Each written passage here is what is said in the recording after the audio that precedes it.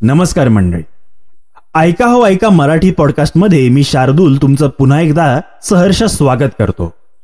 मागील भागात आपण काचे परिचय ही गोष्ट ऐकली।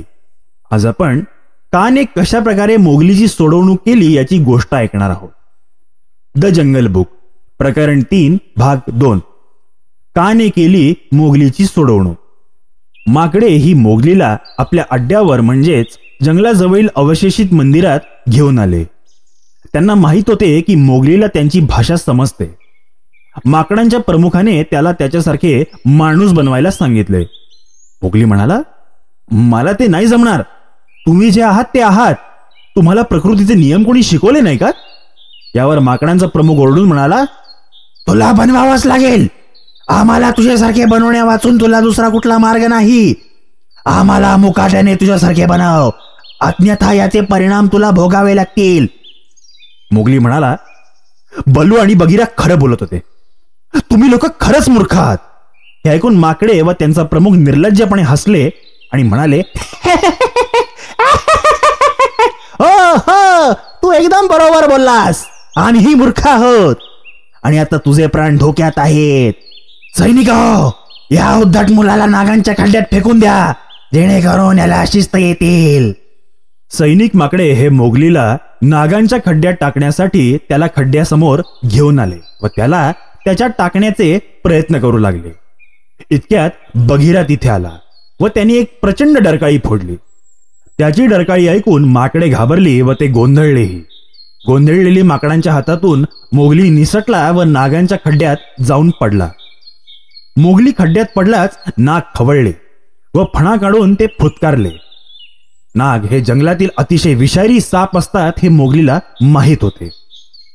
तो अतिशय घाबरला, परंतु एक क्षणभरच त्याने सापांच्या भाषेत बलूनी त्याला शिकवलेल्या गुरुमंत्राचे उच्चार केले।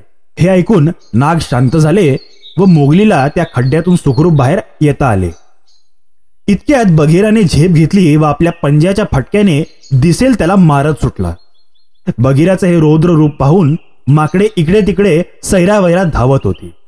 इतक्यात माकडांचा प्रमुख आपल्या सैनिकांना उद्देशून म्हणाला, हा काळा बिबट्या एकटा आहे। अरे हा एकटा आहे, त्याच्यावर कळपाने हल्ला करा। हे ऐकून सगळी माकडे एकत्र येऊन बगीरावर तुटून पडले व त्याला चावू व ओरबाडू लागले।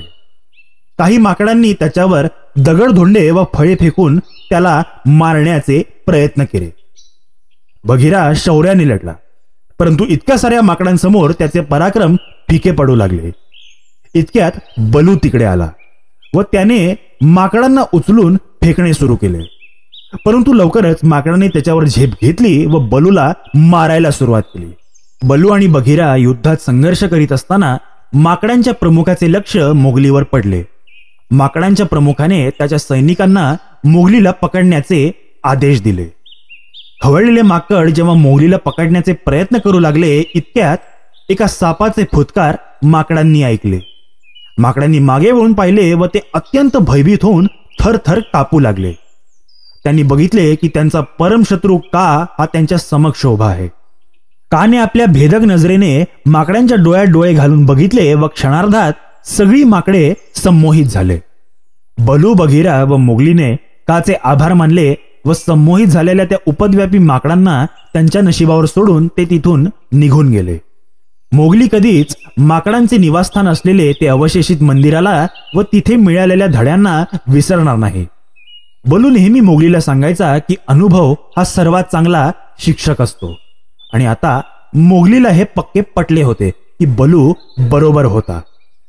तर मंडळी, आजच्या पुरतं एवढंच। पुढील भागात आपण जंगली कुत्र्यांविषयी जाणून घेणार आहोत। आम्हाला आशा आहे की तुम्हाला आमचा हा पॉडकास्ट अवश्य आवडला असेल। आवडला असल्यास आमच्या पॉडकास्टला लाईक व शेअर करायला विसरू नका व खाली असलेल्या कमेंट बॉक्समध्ये आपले विचार व मत मांडण्यास अजिबात संकोच करू नका। ऐका हो ऐका मराठी पॉडकास्टच्या पुढील अपडेट जाणून घेण्यासाठी आमच्या चॅनलला सबस्क्राईब करा व बेल आयकॉन प्रेस करायला विसरू नका। आपण भेटूया पुढच्या भागात। धन्यवाद।